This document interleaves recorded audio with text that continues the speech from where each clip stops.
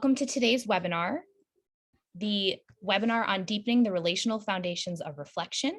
My name is Meg Beyer, and I'm the Director of Healthcare Innovation at the McSilver Institute, one of the TTAC partners. I'm so happy to be joined by our presenter today, Dr. Arietta Slade, and all of you this morning. I'm going to walk through just some brief logistics about today's webinar before our presentation begins. As we've done in the past, this webinar is being recorded and will be posted along with the slides to the TTAC website. So if you want to revisit some of the material that Dr. Slade walks through today, or maybe share it with some of your colleagues who weren't able to join, you'll be able to do so. We'll be posting the recording and the slides to our website shortly, and you'll be able to access that after the webinar today. We will be taking questions throughout the webinar, and we ask that you chat in your questions using the chat box functionality that can be found on the Zoom. We will set aside time at the end of the webinar today to address these questions. We acknowledge that we might not get to all of them, but please know that all of your questions are being collected and will be shared with Dr. Slade and our team after today's webinar. Finally, we are able to offer CEUs today for both LMSWs and LMHCs.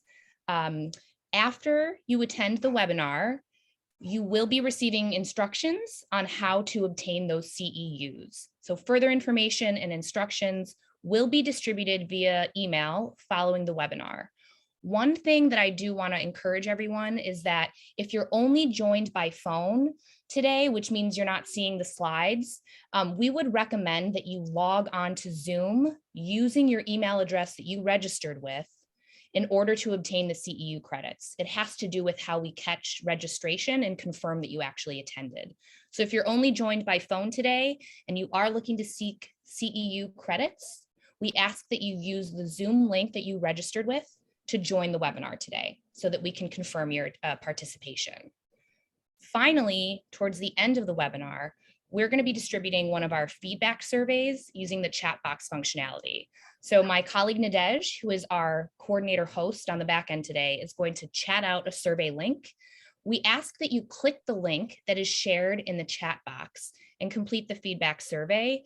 We understand you probably get a lot of requests to complete feedback surveys, but we truly appreciate you filling this out as it allows us and our presenter to understand your experience and how to enhance our future TTAC offerings. We'll leave the webinar open for a few extra minutes but after the webinar concludes today, so that if you want to complete that feedback survey, you'll have time to do so and you'll be able to access that link. So with that, I want to thank you all for joining us, and I will hand it over to our partner, Evelyn Blank, the Executive Director at the New York Center for Child Development and Director of TTAC, who will walk us through a brief introduction before our presentation begins. Evelyn? Thank you so much, Megan. It is really my pleasure to welcome Dr. Slade back. And this is really kind of in response to the robust response we had to her last webinar, and really to take a much deeper dive. So we're really very excited. So just a brief word about who we are. The New York City Early Childhood Mental Health Training Technical Assistance Center is funded through the New York City Department of Health and Mental Hygiene. And TTAC is a partnership with the New York Center for Child Development and the McSilver Institute on Poverty Policy and Research. New York Center for Child Development has been a major provider of early childhood mental health services in New York. And we have expertise with informing policy and supporting the field of early childhood mental health through both training and direct practice. And our partner is NYU McSilver Institute for Poverty Policy and Research. And they house the community and the managed care technical assistance centers, which offer clinic, business, and system transformation support statewide to all behavioral health providers. And TTAC is tasked with building the capacity and competencies of mental health and early childhood professionals through ongoing training and technical assistance. And just briefly on the next slide, you'll see kind of a link to our website. And I want to encourage people to really go there, where you can find our archived PowerPoints and webinars that have been done in the past. And it's really a very rich array. And also, for those who may have missed it, I'd like to direct you to the Relational Foundations of Reflection, which was Dr. Slade's previous webinar. And again, as I said, there was a really robust response and a lot of kind of enthusiasm about really taking a deeper dive into this. So without much further ado, I'd like to turn this over to our clinical co-director, Dr. Susan Chinitz, who will introduce our speaker. And thank you. Okay, thank you, Evelyn. It is a great pleasure to welcome Arietta Slade back to TTAC and the New York City Early Childhood Mental Health Network. As Evelyn said, Dr. Slade's previous talks to the network were so enthusiastically well received that we knew that everyone would appreciate the opportunity to hear from her again. Arietta Slade is professor of clinical child psychology at the Yale Child Studies Center. She is an internationally recognized theoretician, clinician, researcher, and teacher, and has written widely on reflective parenting, the development of parental reflective functioning, and the implications of attachment and mentalization theory for child and adult psychotherapy. Dr. Slade is co-founder and director of training of Minding the Baby, which is an evidence-based interdisciplinary reflective home visiting program for high-risk mothers, infants, and their families at the Yale Child Studies Center and School of Nursing. Dr. Slade is the winner of the Bowlby Ainsworth Award from the New York Attachment Consortium and author and editor of numerous books and professional publications. She's just completed her most recent book on reflective parenting, which we will announce to the network as soon as it's available. Dr. Slade has also been in private practice for more than 40 years, working with individuals of all ages. She's truly one of the leaders and luminaries in our field, and we feel lucky that she has partnered so warmly with the network. So with great anticipation, I'll turn this over to you, Arietta. Thank you. Oh, thank you so much. Thank you, Susan. Thank you, Evelyn. Thank you, Meg. Thank you to the whole team, actually. That's been such a pleasure to work with again, and I really appreciate it. And I also want to thank my team at Minding the Baby, who've been really so instrumental in, all the work that I'm going to be talking about today, and also, sort of being present for, all these ideas taking shape over the last, 20 years. So what I'm going to, it's really a pleasure to be here on this beautiful morning. I know not all of you are in the Northeast, but, for those of you in the Northeast, spring has finally arrived. So that's great. And so what I'm going to talk about today is I'm going to briefly review or sort of more deeply review the idea that I presented last time, which was this idea of the relational foundations of reflection. And then I'm going to talk more about what impairments in reflective capacities or parental mentalizing look like and kind of what forms they take and, what you can kind of be on the lookout for clinically. Then I'm going to talk more about the therapeutic relationship. And you may wonder what more there is to be said about that, but I actually think there's a lot more to be said about it. And it's actually an important concept for us to think more deeply about. And then I'm going to talk using some case material about strategies for enhancing parental reflective capacities. And, I'm going to try to get through everything I have today and we'll see where we go. Just a little bit of background, and I know that Dr. Chinitz gave some background already, but I'm a clinical psychologist. I came to attachment theory kind of by accident when I was in my postdoc, and it spoke to me very deeply and really led me into this whole line of work. And since 2001, I've been working with my colleagues at Yale to develop the Minding the Baby program. And we actually, it was a specific intervention, which really served as the basis for these ideas. So moving from a formalized evidence-based intervention into a number of strategies or ways of working is really what's been born out of our 20 years of work on this. So I am happy to say that on Monday, the manuscript for this book is in fact going into the publisher. So this is the book that I hope you'll all be able to buy sometime in 2022. That's my hope. So I just want to, say it's on its way. And I now no longer look at this slide and feel dread, but actually look at the slide and feel relief. So here we go. So I want to start just briefly by saying that, parent-child intervention is ideally really focusing both on the parent as well as the child.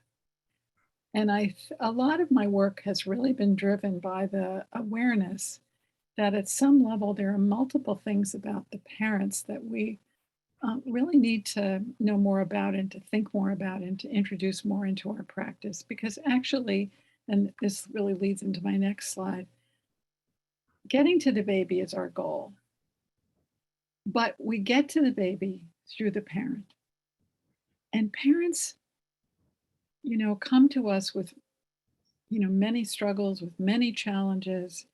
And it's really our ability to kind of negotiate these challenges and think about them and broaden our capacity to deal with these challenges that's really going to help us more effectively get to the baby.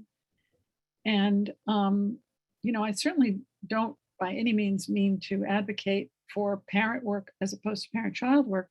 To the contrary, much of what I'll be talking about is really how you think about parent work, how you think about working with the parents in parent-child treatment of a variety of kinds. And I think most of what I'm going to be saying today has broad applicability, whether you're doing, a program like CPP or NFP, or whether you're, an individual practice using some of these approaches.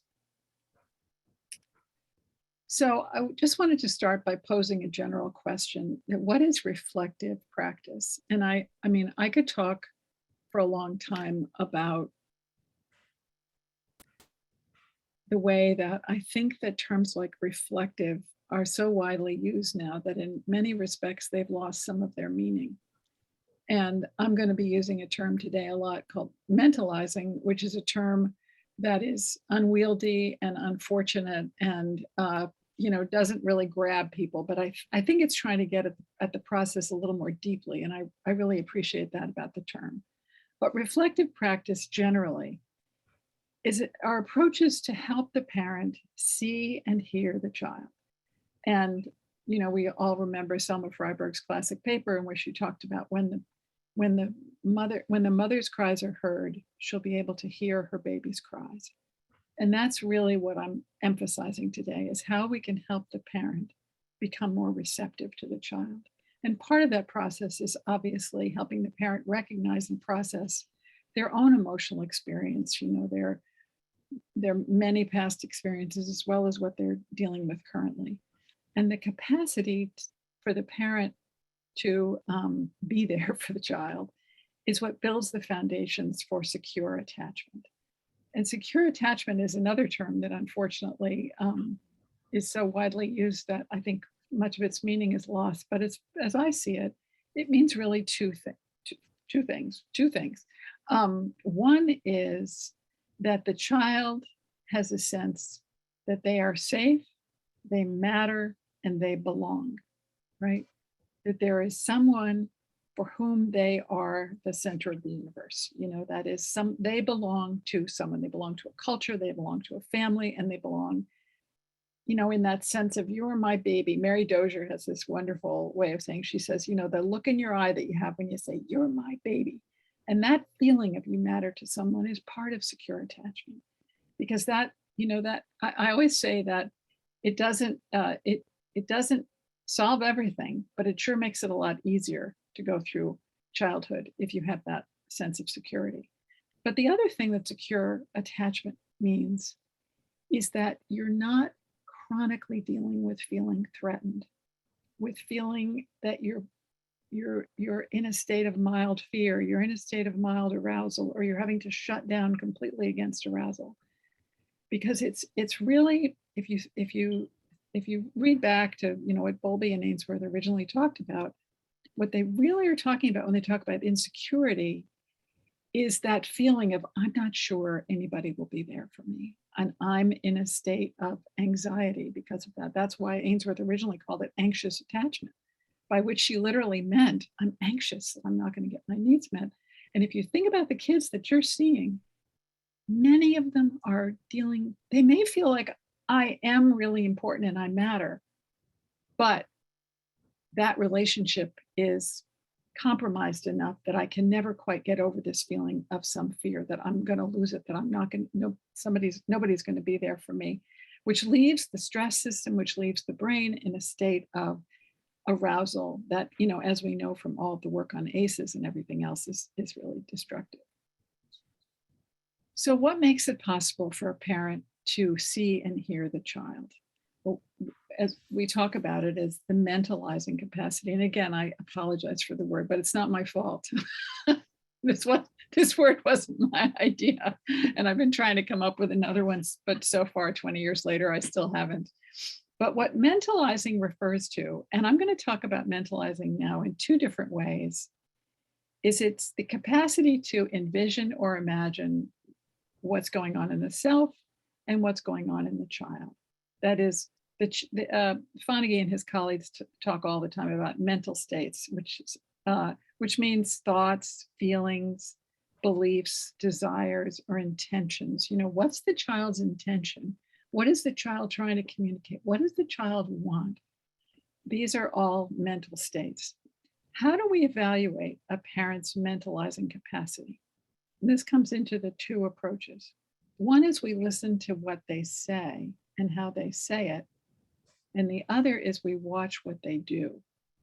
And I think a lot of the focus on reflective functioning, and there's been a tremendous amount of that, which I greatly appreciate, and I think it's really important, is we've often come at that somewhat at the expense of observing what really actually goes on in the dyad. And those two things are highly interrelated. But as a clinician, for you to both listen and watch are two important things. So I'm going to talk about the listening first. And this is the idea of reflective functioning, which was initially introduced by Peter Fonagy and Mary Target and Miriam and Howard Steele.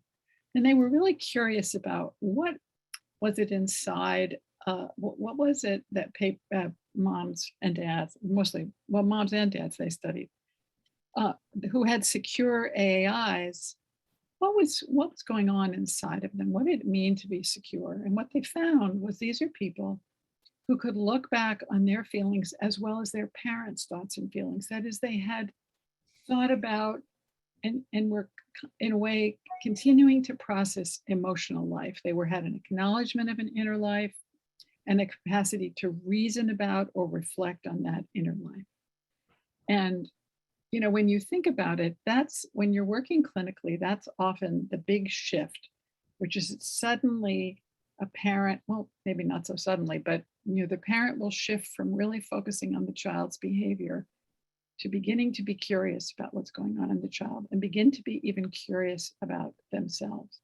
And that capacity is associated with child security. That is, and there's many, many, many studies on this, but the more a parent can, in this case, talk about their own childhoods and their parents. And then we took the same construct and actually the same scoring system. And we said, okay, let's look at narratives where they're talking about their kids, where they're not just talking about their parents, but we're actually asking them about the relationship in question, which is their relationship with their children. And we asked how well were they able to reflect upon their child's thoughts and feelings as opposed to their parents' thoughts and feelings and their own experiences as parents. Now, the reason there are 100 reasons to talk to them about their children if we want to know how they see their children.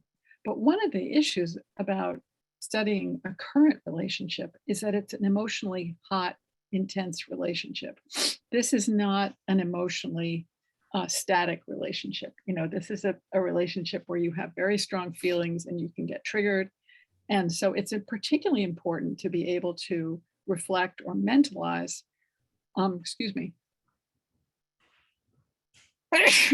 sorry, on a relationship that's emotionally evocative, because this is not just any old relationship.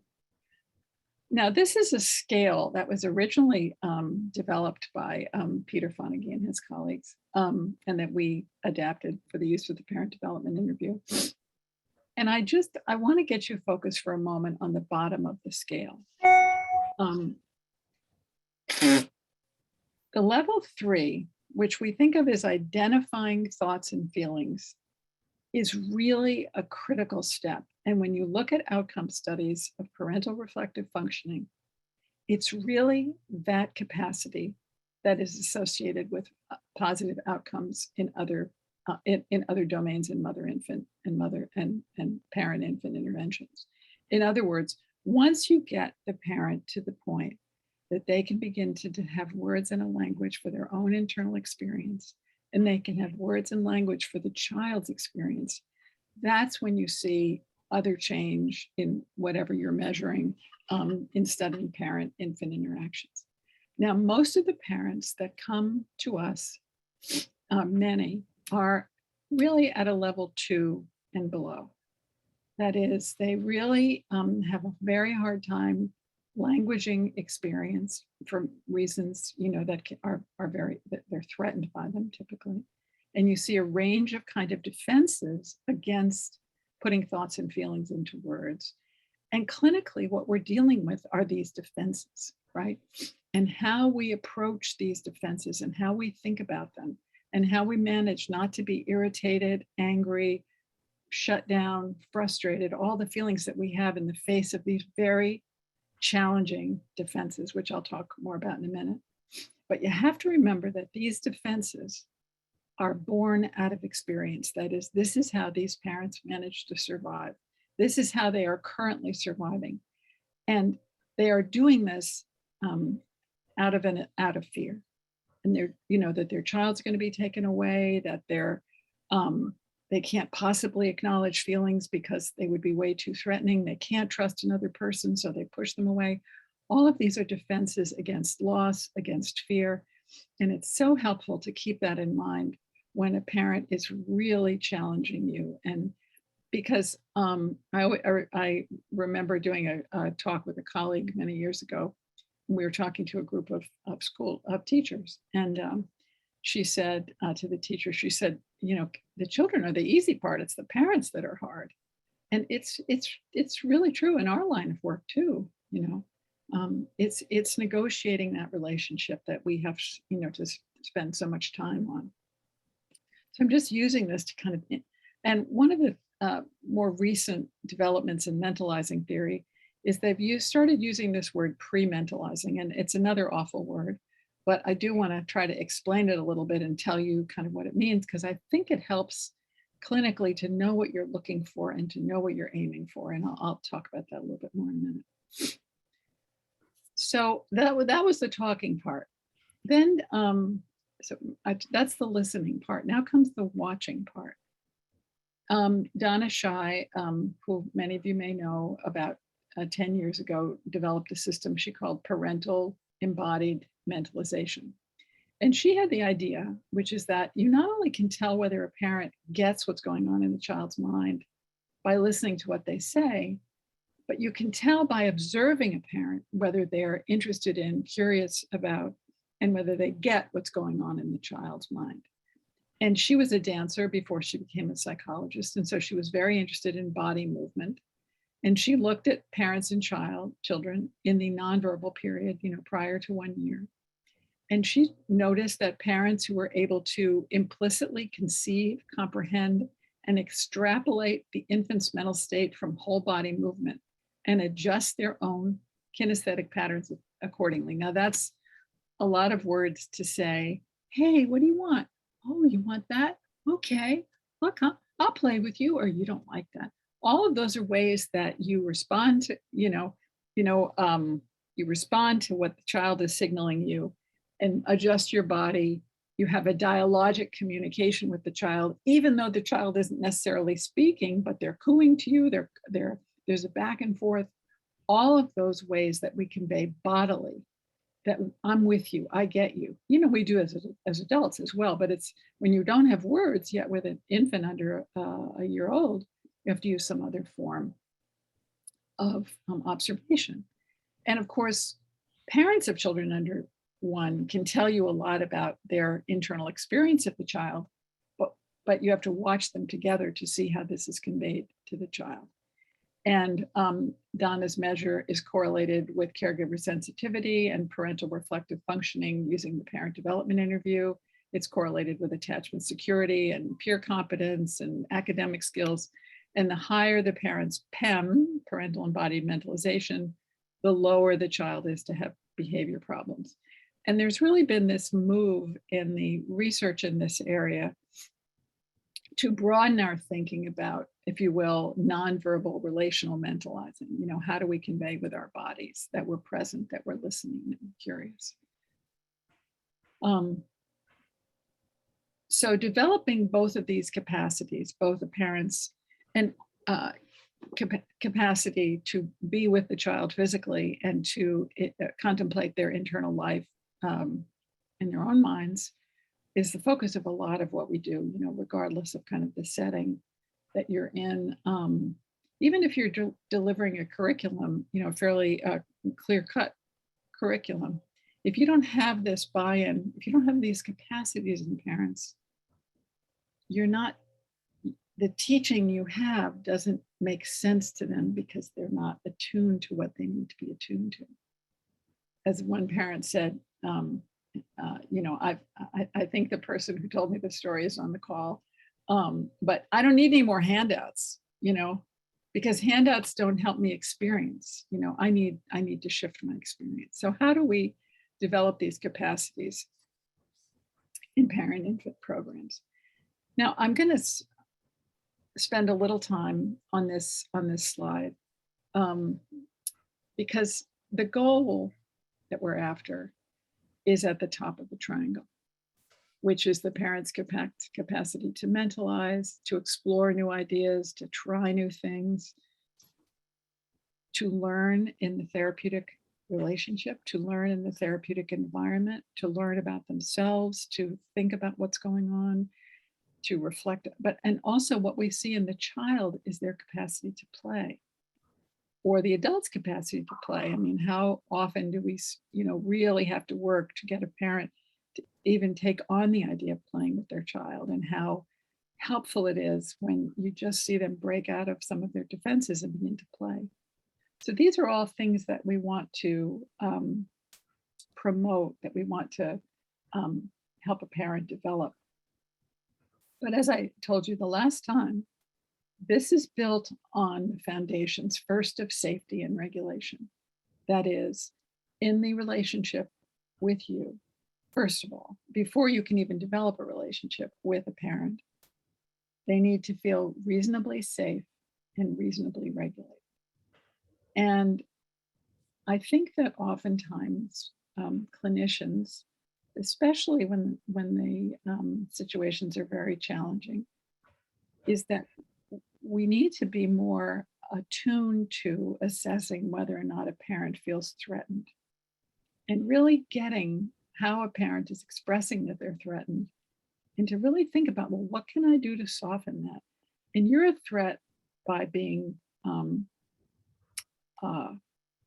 asking them to talk about their emotional life in any way. You're a threat by virtue of the fact that you are suggesting in many ways that you form a relationship. You might be a threat, you aren't necessarily.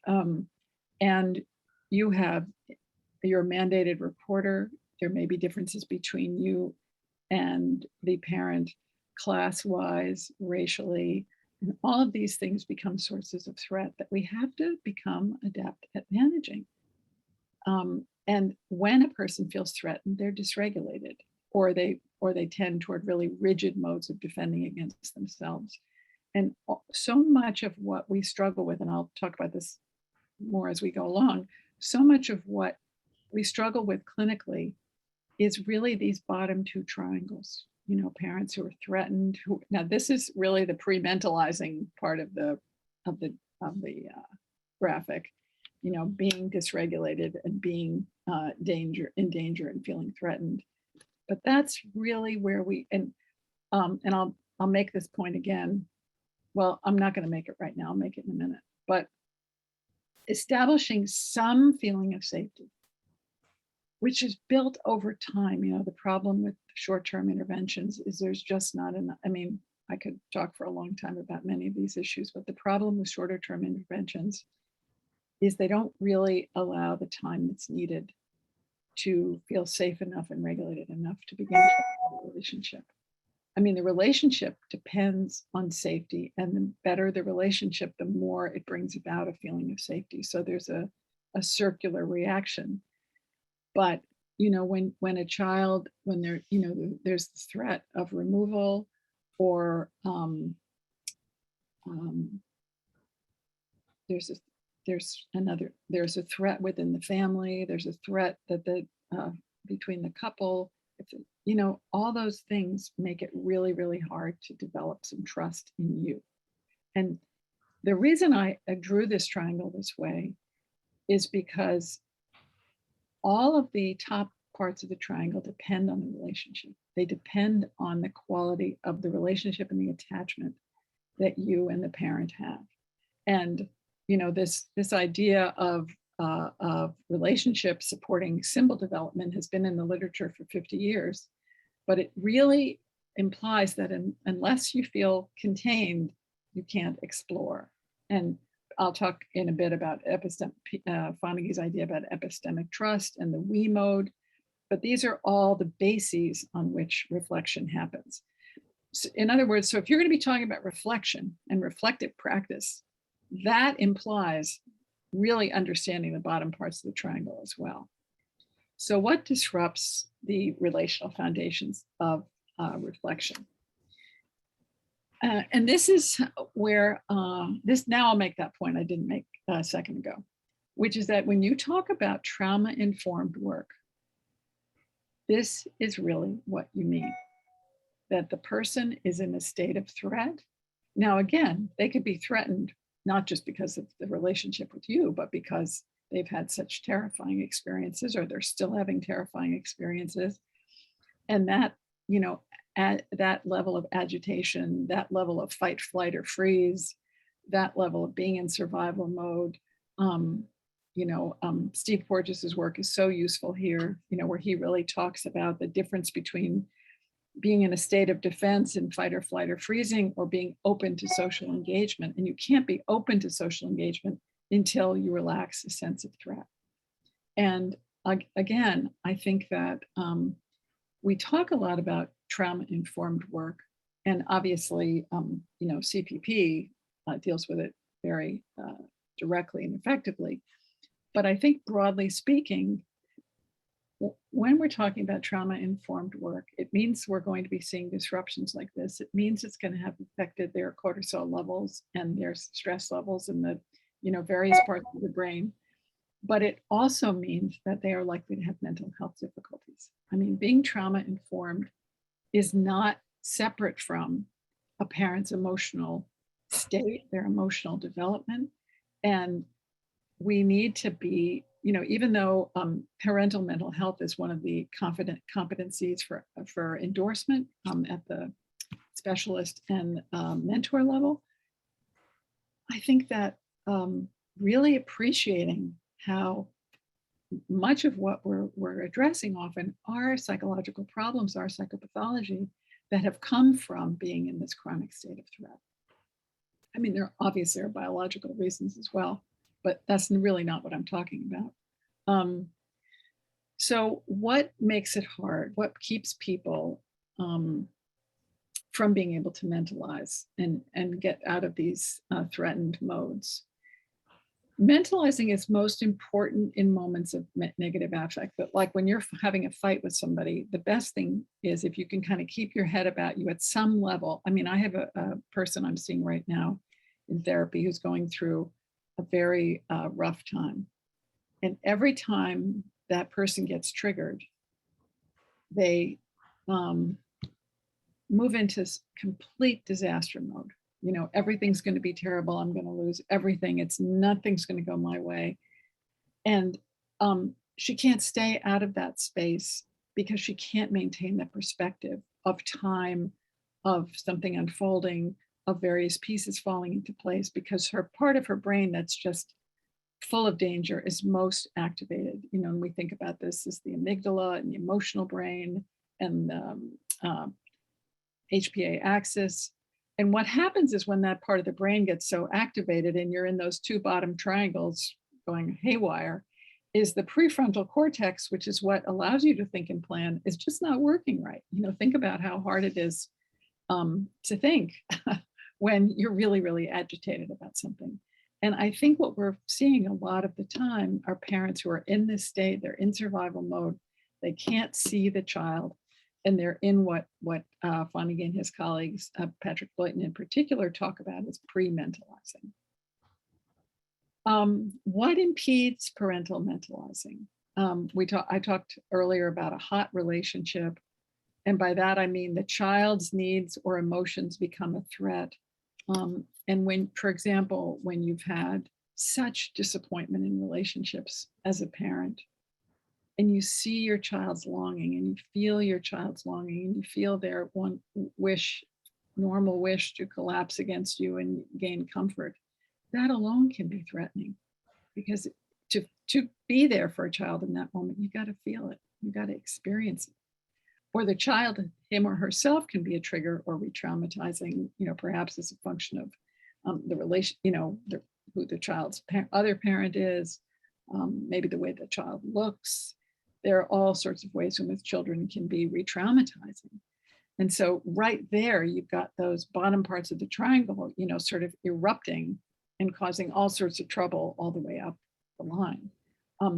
Obviously, attachment trauma and disrupted relationships really keep the parent at the bottom of the triangle, as do mental health difficulties. I want to just pause here for a moment, because I'm going to move out of trauma for a minute to talk about three other areas. If you think about a parent, let's say, who's severely depressed, and certainly we all see plenty of parents who are severely depressed, thinking about the other person is going to be very, very difficult for them, or even tuning in. And, oftentimes depressed people can talk about what's really wrong and how terrible they feel, but they can't really access a broader array of feelings. And we've all seen this clinically again and again, they can't really see the child. And I think that we, again, just to, say this again, we need to learn how to focus ourselves more on adult mental health difficulties. And I think for me, my initial training was actually an adult. And I think that has really stayed with me in a variety of different ways. And while I've worked in this area, obviously, for many years, adult mental health still really interests me. Now, the next thing, which just want to talk about briefly, is socioeconomic risk, which is defined differently by different researchers, but it usually means living in severe poverty, having less advantages educationally. Often it means single parent, often it means a minoritized individual, and oftentimes it means a younger age parent. And it turns out that socioeconomic risk has as big an impact on whether or not you're able to be sensitive in your caregiving, to whether you're able to be mentalizing, to whether you're able to, or whether or not your child is disorganized. In other words, at some level, whether you're frightening to your child. That is very much a big factor in disrupting attachment and reflection. And that's something for us to take super seriously, because it really says that, and this gets to social justice issues, it gets to economic policy, it gets to social policy. It's like the cost of socioeconomic risk is extremely high. And there's more research now I'm talking about, and in fact, I recommend to you the September issue of Attachment and Human Development, September 2021, which was all on race and attachment, which is just a brilliant issue. And it has, I think, 10 or 11 absolutely stellar papers in it. But we know from the few studies that have really looked at this that race does not determine mentalizing capacity or attachment. What does is the degree to which the parent is able to be sensitive. And a parent who is under chronic stress, who's under the kind of threat that you're under when you're exposed to systemic and direct racism, is very threatening. It puts you in a state of threat too much of the time. And all of these levels of threat really affect the capacity to parent. And again, we all know this from our lives, from our work, from what we've been doing for many years. And yet there's still a capacity to kind of separate out the impact of risk as something that's not too relevant, but it's directly relevant to how safe you can feel, how engaged you can feel with your child.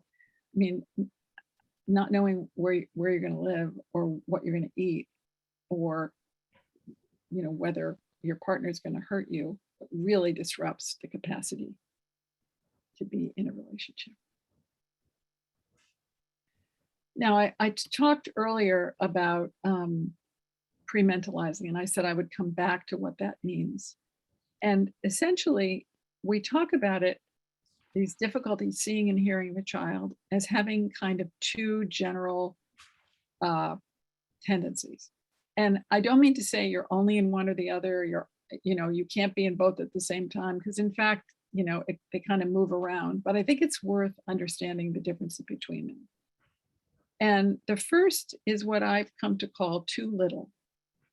And Fonagy and Leuchten call it concrete or deficient prementalizing. I hate the word deficient, but anyway. And what that means is there's so little access to emotional life of your own or of the other person. So it's kind of like you don't even acknowledge the child has feelings. You don't acknowledge that you have feelings. You're very shut down. You can't even imagine what the child is feeling. There's little effort to make sense of him or her, either at a bodily or emotional level. And so what happens when you can't imagine an emotional life is that you equate what's outside with inside. If he's misbehaving, he's bad. Not if he's misbehaving, what's he feeling? What's going on with him? Why is he so mad? So there's actually, if you will, too little effort to get to know the mind of oneself or the other. And on the other side, it's too much. It's like, for those of you who learned the Rorschach many years ago, the left-hand side of the curve, I'm sorry, I haven't showed you the curve yet. There's the curve. The left-hand side of the curve is like all form and no color. That is, everything is kept very feeling free, right? And everything is hyper-regulated. We see this in the avoidant dismissive pattern of attachment. And you can, you see this so much when parents are just completely shut down and they don't have any words for what's going on in another person. And the other side, I'm just going to go back now to this slide, is too much. Now, this is when I have so much affect, again, to use the Rorschach metaphor, so much color, that completely colors the way I see you. That is, I know what you're feeling. You're feeling angry at me. You want to kill me. You're driving me crazy. I know. So there's both a flooding of affect that is or is not part of what the child is trying to communicate, and there's certainty. So I know who you are. I know what you're feeling, and I can't see you clearly because it's just coming from me. And we've all gotten into those states. I'm sure we've all gotten into both states. But it's really the degree to which you're in that state all the time. And I think of that as falling on, if you use Brazelton's old arousal curve, kind of on the left. I hope you can see the blue line. But if you're on the left, you're really shut down. And if you're on the right, you're really flooded. And this really shows up with parents. One example I was just looking at the other day is a parent who was, idealizing her child and saying, oh, he's perfect. I don't want to say anything negative about him at all. He's just perfect. He's just wonderful. And he's just like the child I lost. Now, that child, the live child, doesn't have an identity or dimension to the parent outside of the projection of the loss. That is, the loss has defined this child. So the parent's affect has created a representation of the child that is not based on what the child communicates, but is based on the parent's projections. And if we think about the top of the curve as what we're going toward, which is if you're which is the awareness of thoughts and feelings, that arousal is modulated. You're not too shut down. You're not too overwhelmed. And it matters which way a parent is defending, because you're going to work from there. If a parent has access to very little, you're trying slowly to build their awareness of emotional experience over time. And you have to be gentle. You have to not trigger their defenses. You have to appreciate how long it takes. And, we always talked about cherishing small steps.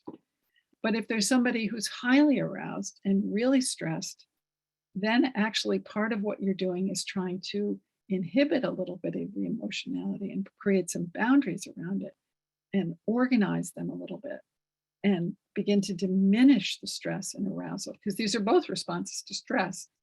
But again, I'm just using this simple curve to get you to think about, okay, where is the parent on this curve, on the triangle? Where do they fit?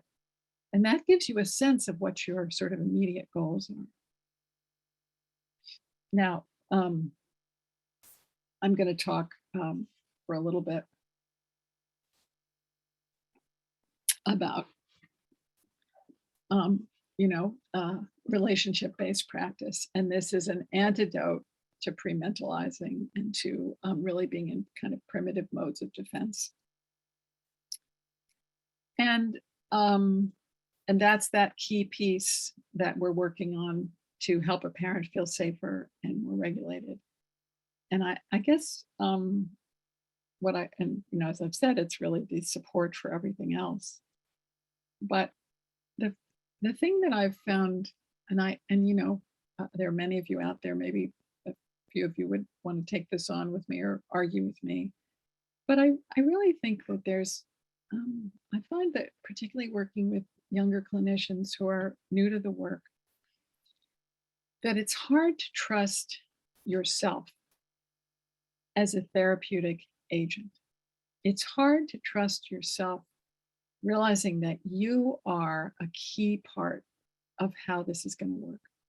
And it's not so much what you do, although that matters, it's who you are. And it's your willingness to really engage. And John Allen, who's a mentalizing expert, who's written a lot of stuff with Peter Fonagy, recently wrote a book called Trusting in Psychotherapy. And I'm going to use his work a little bit to talk about this.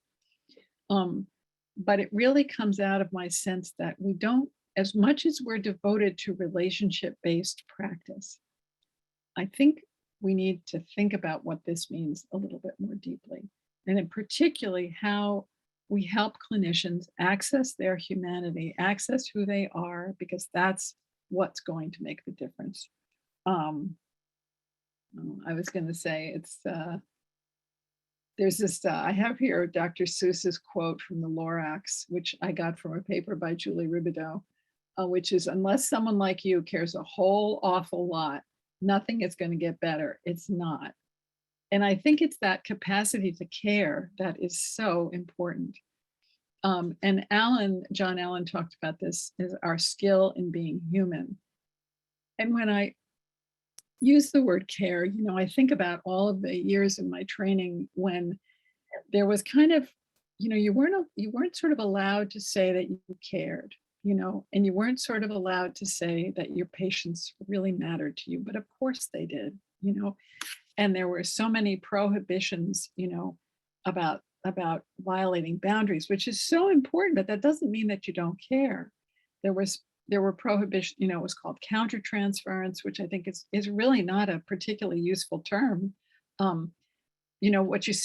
Because it was often used pejoratively, is to say, oh, well, that's your countertransference, as opposed to, well, that's what's going to make it possible to reach another human being. And Alan calls it our skill in being human. And, Fonagy talks a lot about epistemic trust, and I realize this term has made its way into the mental health world. And by that, he meant that when you trust someone, you can accept the knowledge that they have to offer. That is, the child can trust a parent when the parent says the sky is blue, the day is nice, we're going, you don't have to wear your boots today. They trust that because they're in it, and they trust knowledge because of the relationship they have. And Fonagy also refers to this in line with other people as the we mode, right? We can enter into this we mode. But how do we enter into that we mode with our families? And Alan makes the point. He says we spend so much time training therapists and clinicians and infant mental health clinicians what to do. And you think about this so clearly in the curriculum-based models. There's so much focus on method. He says we should shift the balance of our efforts, oops, misspelling, from developing therapies to developing therapists. And he says this means developing their capacity to be trustworthy. And so it's a shift from what we do to who we are. And what makes a therapist trustworthy? Well, one thing he says is psychotherapy goes best when trust is reciprocal, when the patient and therapist are trusting of each other and trustworthy to each other, as it should be in any close relationship. Are you trustworthy? And it's interesting because he talks about this not only as a human, let me read you this next quote. It's what I have in mind here in the psychotherapy relationship and other relationships is the experience of presence, living engagement, the sense of the other person. You come down, you sit in the room with them and you're like, how are you? What's up? Tell me what's up. The feeling of understanding and being understood. That should be uppermost in our minds when we engage with another human being. He also makes the point, and this is a separate issue and potentially a whole separate conversation. He also makes the point, which I think is so important, that we do bring, there is knowledge that we have to impart. That is, our knowledge it's not just about being present and being engaged, but once we're present and engaged with the family, we're working with the parent, the child, then we can impart our knowledge. And we can make hypotheses and we can offer ways of understanding. But unless we're in it as human beings, a lot of that knowledge is just going to, fall flat because we're trying to create a secure relationship with the parent, right? Which then allows them to trust in the knowledge that we have to offer. But I think there's some movement, and again, we can talk about this later, in infant mental health practice, away from the idea of competence and what we have to offer and expertise. And I do think those are important things that we gain over time that are really valuable to families. Now, one of the points Alan makes, and many other people make this point, that and Christine Courtois, who I talked about last time, who does work on complex trauma, really makes the same point, is the work of therapy with people who've been savaged by attachment trauma is to create this trust, to cultivate trust. The cultivation of trust in an intimate bond will not be the foundation for therapy or the vehicle for therapy. It will be the work of therapy and the ideal outcome of therapy. A lot of times, you hope that when a parent leaves the intervention that you're in, that they will actually perhaps then be able to resolve problems that they hadn't been able to resolve because they've established a trusting relationship with you, and that will be a positive outcome of therapy. And Mary, so who you are matters, and you wouldn't be in this line of work if you didn't care about people, if you weren't good with people. And we're all good with different kinds of people. I don't, well, I'm not going to go there. But there are certain kinds of people I work better with and certain kinds than others. And because who I am is best in certain circumstances and not in others. But Mary Target makes this wonderful point, which is it does matter whom you meet at moments of meeting. And Dan Stern has this whole idea about moments of meeting in psychotherapy. That is, there are these moments when you really connect with another person, and he has this whole term called what is it? It's not just relational knowing. I think it's called unconscious relational knowing, but it's the idea that you communicate yourself to the patient, and your interaction takes place outside of the realm of consciousness. But in these moments of meeting, who you are matters, you know. And in a way, what I'm really trying to get across is that you trust that you believe in it, that you work on it, that you believe that your humanity is important, and not just worry so much about all the things that you need to learn and you need to do, but to trust your instincts with another. Now, of course, your instincts might require a little supervision, but you know, to trust yourself more.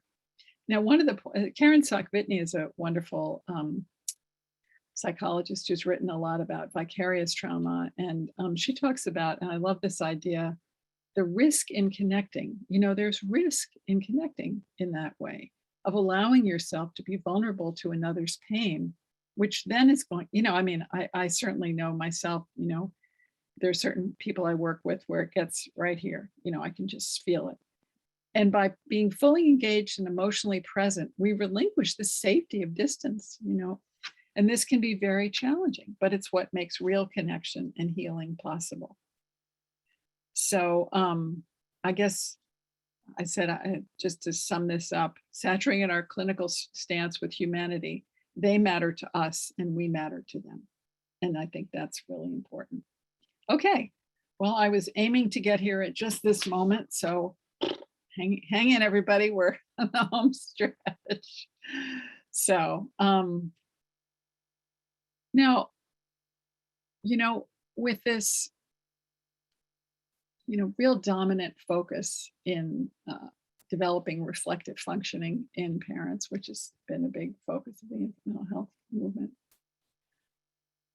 I thought we really need to break this down, you know, much more for clinicians to really help them know kind of what the steps are that they take in this. And these are the steps that, you know, sort of I came up with. And the first starts with observing and listening. And that may seem self-evident, but I think it's so important to start out by observing the bodily postures and expressions and movements in the dyad, to watch how they interact, their eye contact, the level of arousal, the child's developmental status. I mean, there's so many ways that we talk about these things in the literature: attunement, mutual regulation, following the child's lead. But the first thing you want to do is watch how they're doing it. How's it going? You know, what do you see in their bodily movement? It's so important. And again, I think, although some of you have had the really good fortune to work with Susie Tortora, who I think really has illuminated a lot of this in her beautiful work, you know, that's been really important. But then listen, you know, I think that there's a wonderful infant mental health supervisor out in Minneapolis who hands out cards to trainees which say, stop talking. That's all it says on the card, stop talking. Listen, right? How are they using language? Is the narrative coherent? How does the parent talk about the child? How does the parent represent the child? Do they assume they know what the child is thinking or feeling? Are they like really laying a lot of stuff on the child that has nothing to do with the child? Can they even begin to acknowledge feelings in themselves or the child? Can they be curious? Do they understand when the child does something that's driven by internal experience? That is, that the child's throwing stuff across the room. There's probably a reason. Nobody may know the reason, but are they even curious about it? Can they be flexible and imagine possibilities? Now, honestly, in our clinical work, the parents do not start here usually. And if they do, we're going to have a much easier time, because one of the things we're doing is building these capacities. So start out, always affirm, or another way to say it is validate, validate, validate. When a parent or child does anything, you know, along any of these lines, you notice it, you say, wow, I really saw you understood that he wanted to share, or he didn't want to share, or you saw that he was upset about that. Just always validating, you know, and that's why, you know, Alicia Lieberman's important work on Angels in the Nursery is all about accessing positive memories, positive self-representations, building positive self-representations. And now I'm going to talk about mirroring, because I'm going to use this transcript to really show you what happens. And I think this happens, plenty of times when you stop mirroring because you get anxious as a clinician.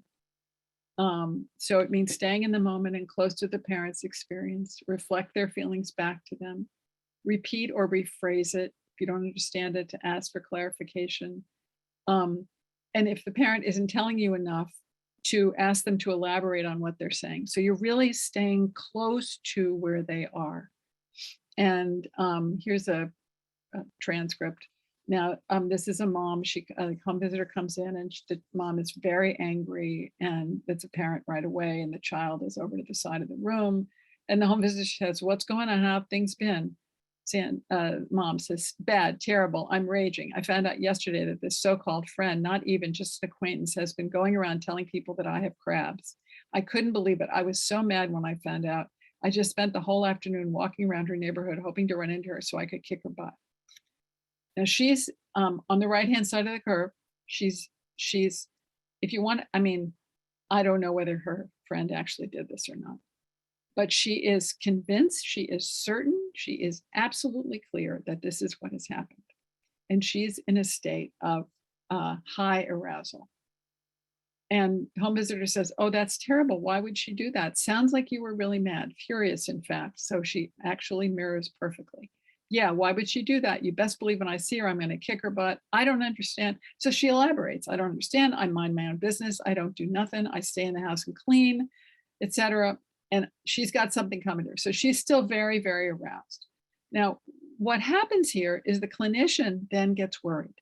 The clinician gets worried because she's afraid the mom is going to go out and start a fight.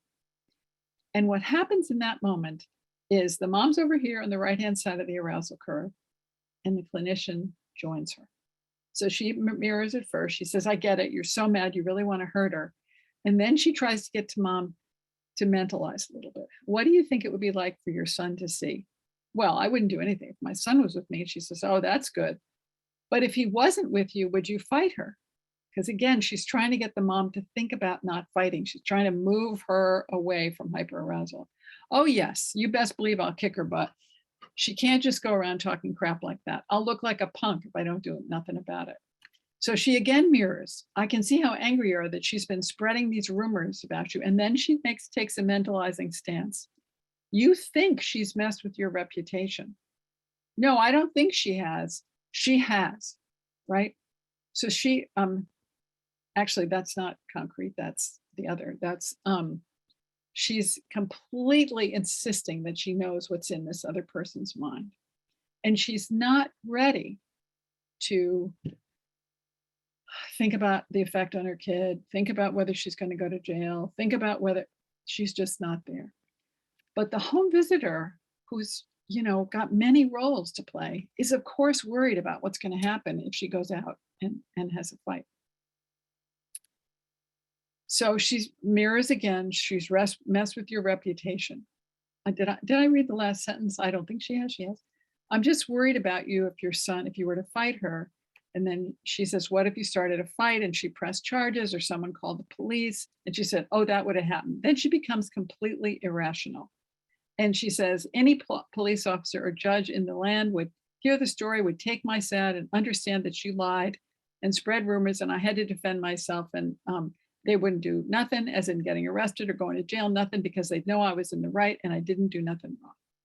So she becomes certain of what the judge is going to feel. She's still not getting out of that state. And this goes on for a little bit longer. Every time the clinician is able to set aside her anxiety, because she starts arguing with her about various pieces of this, every time the clinician just hears her, the mom starts to calm down. And affects have a trajectory. Nobody stays in that state of rage forever.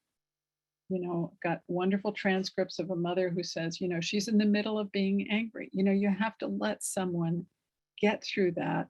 And if you start trying to intervene, now, obviously, if that mother is about to be violent and is trying to leave the house, or is, if something is happening, obviously, then you have to do something. You have to call the police, or you have to involve CPS or whatever. But as long as the situation isn't out of control, to kind of respect the trajectory of emotions, because they will start to calm down. And there's enormous value. And this comes back to being therapeutic, and it comes back to just being willing to listen. That is a powerful, powerful, powerful act, to listen. And that is transforming. And as soon as the clinician can do that here, it gets better. So that next stage, let's say that the parent is in a less aroused state. And I think mirroring is really most appropriate when somebody is really over. I mean, you always start there, certainly, but then we talk about wondering. And that is what we talk about as modeling. And this is something they talk about in mentalization-based treatment a lot.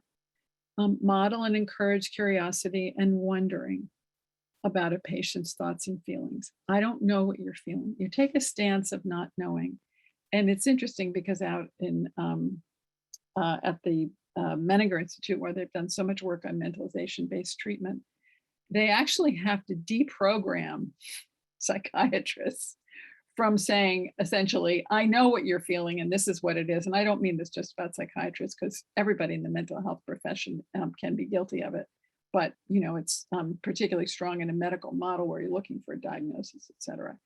But helping to people take a stance of not knowing, I'm an alien, I need to know you. One of our team members said, I see this as an anti-racist stance. It's one of humility, teach me about you, I don't know you. Ask the parent to describe the feelings of everyone involved, the parent, the baby, and working to identify and label hidden feeling states. So in effect, I want to get to know you. Tell me what this is all about, right? And you can use humor. You'll see that in the little vignette I'm about to do. Sometimes you want to speak for the parent. Sometimes they'll have a limited feeling vocabulary or too little practice, put their own feelings into words, but you always do it cautiously. Because the thing to realize is that when you start telling a person what they feel or what to do or what they should do, or you're immediately triggering those two bottom triangles. You're immediately triggering defense. And you can get sensitive to when you're making somebody feel defensive. There's no question. But you want to not make those two bottom parts of the triangle go wonky. You want to keep them listening and open and giving them ideas that are not, threatening. So I'm going to do a little bit of this transcript. So this is a mom. She's feeding her baby. The baby is about 2.5 months old. The mom is, a teenage mom. She's not very confident. And the clinician is trying to get her to attend to the baby. So she says that mom is holding the baby here in front of the camera, and the clinician is talking to her. Has there been anything that's changed in the way that he feeds since he's a little baby? So she's trying to get the mom to look at the physical signal. She says he eats a lot more. And she says, oh, is there anything different? So she keeps probing. So she's trying to get the mom to describe it. He's more interested in what I'm eating than what he got. Oh, he is, so she gives her a lot of support for that. And then she says, how can you tell that? So she's engaging mom in being a partner. He stares and he goes after it. Like if I'm eating with him in my hand, he'll try and smack the plate. Now that's exactly what you want parents to do, is to actually observe, to attend to the child. And the clinician isn't doing something super fancy here. She's just getting the mom to begin to notice. And, 2 videotape sessions before that, mom was noticing nothing. The child was lying on the bed on his belly, sort of trying to hold himself up. I mean, he's not even 3 months old. He was trying to hold himself up, and she's sort of laughing and patting his bottom because she's not getting that he's really uncomfortable. So she's reinforcing this, the home visitor. So the home visitor says, so he's showing you he's curious, huh? And she's reinforcing it, and then asks, is his nursing different now that his eyes are closed? Is he taking in anything? And she says, uh-huh. And then she says, see his cheeks? Oh, I lost some of this. I'm sorry. What it says under here. Clinician is trying to bring to the mom's attention that the child is no longer sucking and that he's just playing, if you will. What do you think? What do you think he's thinking? She says. And the mom smiles but doesn't say anything. So she's a little hesitant about attributing anything to the baby.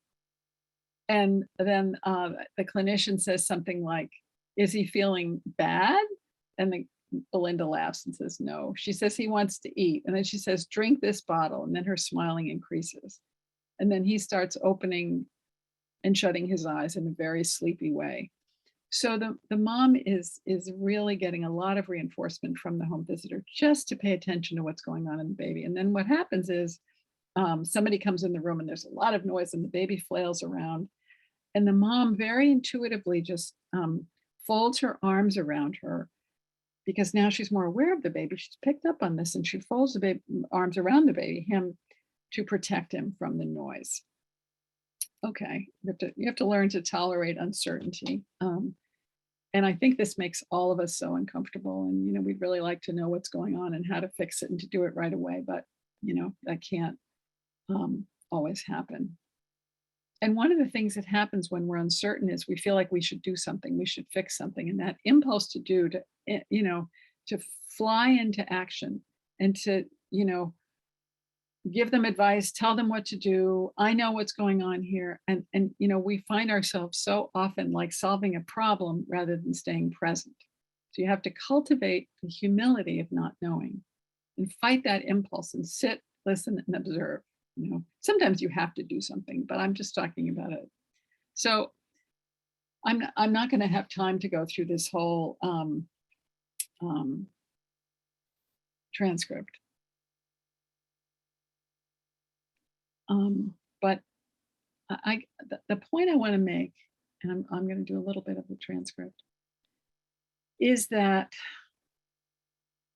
as we become more knowledgeable through supervision, through experience, through learning, through theory, we do have ways of helping parents understand why they're having difficulty, what's going on with them. And in this transcript, the mom is having a very difficult time with her niece who's come to stay with her, which is not what she's wanted. She's already got a 2-year-old. And the niece is really being needy and intrusive and demanding. And the clinician is delicately trying to get her to attend to why the niece might be being demanding. Her mother's abandoned her. She's just gone off with a vacation with a parent, with her father, whom she doesn't know well. And mom is just basically saying, be a big girl, stop crying, don't be needy. And this then leads to a whole discussion about her childhood and how this is really what her mother did with her, which is, once you see things unfolding like this, where they're starting to talk about their past, they're starting to talk about past relationships, you don't have to do too much. But then what the clinician does is she links experience the mother had with her own mother very gently to what she's doing with the child, because of course the clinician has dynamic hypotheses, right? That's part of what we do. We start thinking, well, why is she doing this? And why is this going on? And I think sometimes we hold back. I mean, I've often said to clinicians, when they present case material, well, what do you think's going on? Why do you think she's doing that? And they'll kind of give me a look like, but actually, if you can help the mom understand why, or the dad, that's your next level of therapeutic engagement, is offering hypotheses, ways of understanding. They're suggestions, they're not certainty. It's not like, oh, you're doing this because, the mom has slowly come to open up about her own childhood experience. And then the therapist uses that moment of openness to get her to think about, well, maybe she needs not to be pushed to be independent the way you were pushed to be independent. where you couldn't rely on anybody. Maybe she can rely on you, and maybe if she feels you're there for her, she'll be less needing and demanding. So I'm not going to go through this because I want to leave time for questions. And the last thing I just want to say is repair. That is, we all get it wrong. We all don't listen carefully enough, or we all tell some, there are ruptures in work, in clinical work naturally. There are ruptures in relationships. There are ruptures in dialogues. We try to go back and repair them. We try to, I know we left things in a bad way last time, or I was thinking about what you said to me, and maybe we can go back to that. All of these techniques we have for letting the person know, I'm listening to you. I know that didn't feel good. Let's fix it. I'm working on our relationship. That's what's critical. So I think I've just about done this. Just another celebration of the book, and that it's coming out, I hope, within 6 months. And just to turn it over for to thank again my colleagues at Minding the Baby. Without their support, none of this would have taken place. And finally, to thank you very much, and to open it up for my colleagues who have all kinds of plans for how we're going to have the discussion. Thank you very much. Susan, Yeah, and just before we turn it over, I do want to please, first of all, thank you, Arietta. That was just incredible. And I know that there's a lot in the chat box and people have a lot of questions. I just do want to remind people, please, to fill out the evaluation. We will chat it into the chat box, and it's very important. And particularly if you're getting CEUs, you need to complete that to get it. So I'm going to turn it back to Dr. Chinitz now. Okay, well, I also want to thank you, Arietta. That was really an important and really fascinating presentation. And it just, so much connected to the work that goes on in the network and the issues that come to our attention. So thank you. There are a lot of questions. Okay, if possible, can Dr. Slade talk about parents in recovery for addiction and trauma histories, and how these experiences impact the ability to mentalize and show baby steps toward more reflective capacity? As well as the second part, as well as how to support and use reflective practice to support lay people in the field who have histories of recovery themselves. So, okay, I'm going to divide that question into two. Yes. So, and I'm going to ask you to repeat the second question because I was already thinking about the first. Well, the most important work done in this area was done by Nancy Suchman, who developed a program called Mothering from the Inside Out. Nancy unfortunately died way too early, about a year and a half. Not even, well, I can't remember. Oh, now, okay, a year and a half ago, yeah. And she developed a program for a mentalization-based program for substance using parents. And it's been, there are quite a number of articles in the literature. She'd written quite a number of articles, and that program is being implemented, and the effort is being led by Amanda Lowell and Tom McMahon at Yale. And Nancy had a real protocol for just really focusing in the sessions, and she worked individually with parents rather than dyadically. And I think her reason for that was because the parents were so activated.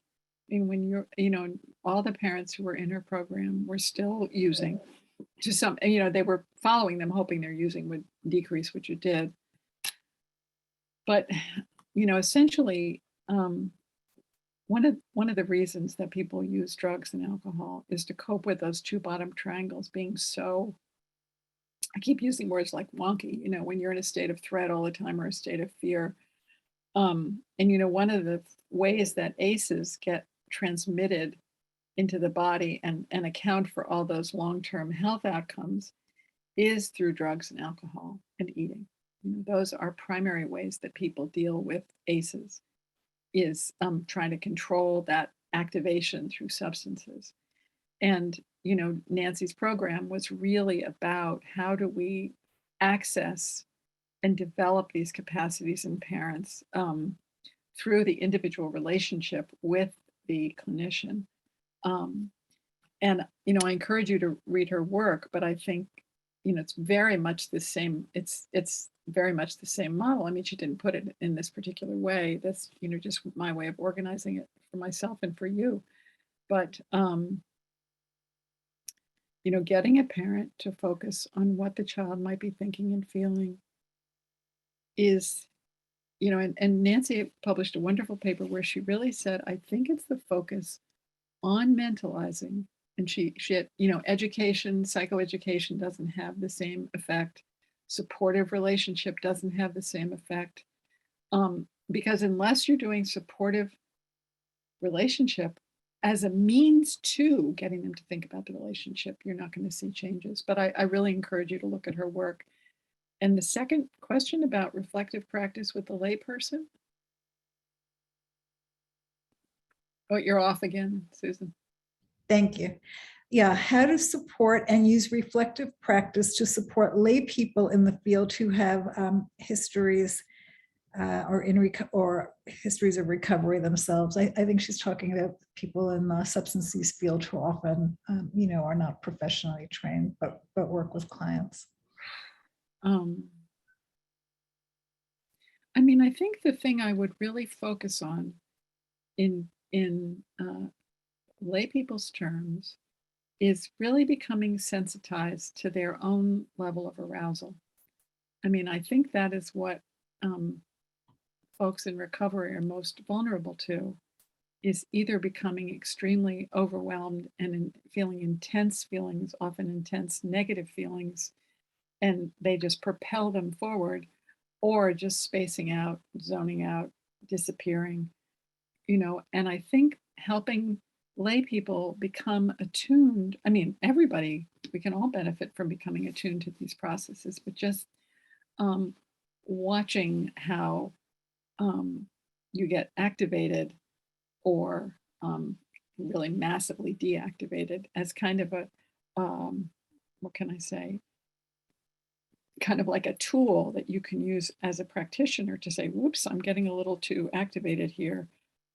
I'm shutting down, I'm not paying attention, I'm bored, just, I guess that's what I would say. Does that make sense? It does to me. Good. Okay, Arietta, there is a timely pandemic-related question. With consideration to the current toxic stress, I think the person means impacting all of us for the last several years.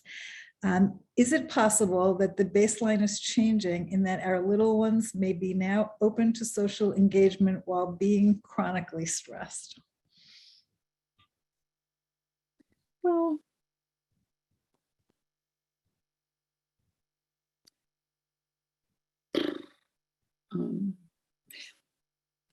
I know the answer to those questions like that can't be, I don't know. But, I think that this goes back to that drawing where I had the child at the center with the parent. Yes, we've all been through terrifying times, and, right now we're not in one, but, we could be in 2 weeks. And I think that it has really fallen to parents to be the corpus callosum, if you will. They've had to mediate all of the threat and stress for children, so that whilst children learn to be cautious, they don't have to do that by being afraid. And I think that what we've had to do as parents is we've had to say, okay, we're not safe in this situation, but we can be safe outside, or we can be safe seeing Jasmine if we have our mask on. Or, I know it's an N of 1 study, but my granddaughter is 3, and she just started school 2 weeks before her 3rd birthday, and up till then only had one friend that she saw with any regularity, and they saw relatively few people. And I have to say that she has really taken to social engagement with her peers like a duck to water, but I think that's in part because they were able to not convey fear and terror, although I think they felt plenty, her parents. But I really think that, it's really fallen to parents to parse the fear in a way that you're not. And then we saw that with the World Trade Center, you know, kids whose parents, you know, as scared as we were, it becomes our job to regulate the fear in the child. And I think that's, you know, where we really need to help parents is to understand that they are the mediators of this, and that's something very important. And I was saying to Fiona, I said, well, you've got your friend Emrose, that's the friend she's had all along, and she said, and Juniper. So that's, you know, so yes, I think we can be, but I think less stress is always better, and that's why I'm bringing the parents. Arietta, there's a lot of feedback about your emphasis on therapist humanity and people liking that concept. But somebody raised the question in that context of professional boundaries for therapists and early educators. I know, and I think about that a lot, you know, and I just have to speak, well, from my own experience as having been a therapist for, you know, so many years, that I think it's possible to be kind and warm and accessible without violating professional boundaries. And, you know, I was trained in the era, used to be a paper by a man named Kurt Eisler on parameters. And parameters was this idea of, you know, like I mean, this is like really, we would say old school, you know, but if a patient asks you the name, you know, who painted that painting on your wall, you know, if you tell them, you know, you've messed the whole therapy up for life. So I'm coming from from a training, which was obviously a long time ago, about the importance of boundaries. And I think often boundaries have been emphasized to a point that we haven't left enough room for humanity. Like, I remember supervising a young woman, this was years ago, and she kept, she was a child therapist, she was doing child therapy. I was observing it behind the one-way mirror. And she kept leaning over to the child and saying, oh, okay, honey, and all right, sweetie. And she was rubbing the child on her back. And I'm like, no, you know, you don't need to do any of that. You know, you can convey your interest and your presence and your curiosity without. Now, I have had patients throw their arms around me and give me a hug. I'm gonna hug them back, you know. But as a general rule, I don't, you know, now obviously this little girl was 6 or 7, you know, so, you know, but certainly when you're doing infant parent work, a child will crawl into your lap or sit and play in your lap. And it does put more onus on the clinician, the practitioner, whatever their discipline is, of monitoring themselves and of not crossing professional boundaries, you know, like I was always, I was never successful ever in this. I used to ask our graduate students not to, when they were doing therapy in our clinic at City College clinical program, not to call themselves by their first names, because I felt that they were particularly uneasy with professional boundaries because they felt like they were kids and they, you know, and if there are any of you watching, I hope you know what I mean, but they didn't feel like they owned to be Miss Slade, you know, whatever. And I mean, nobody ever called themselves by their last names. They just didn't feel comfortable. And honestly, I don't much anymore either. But I still feel like I definitely have professional boundaries. There are things I would never say to a patient. There are things I would never reveal to a patient. You know, they know very, you know, relatively little. But that's Mary Target's point in that paper, is they know who you are anyway. They know who you are anyway. It's a brilliant paper. It's in the slides. You can look it up. It's a great paper. But it really talks about how we convey our usness, our me-ness, you know, you know, and you can still have boundaries and communicate who you are. Okay, there is one long one that I'm trying to get through, but let me just tell you what else is going on in the chat. Obviously, there's lots of enthusiasm and praise for your talk, Arietta. There's one former student from City College who's saying hi to you.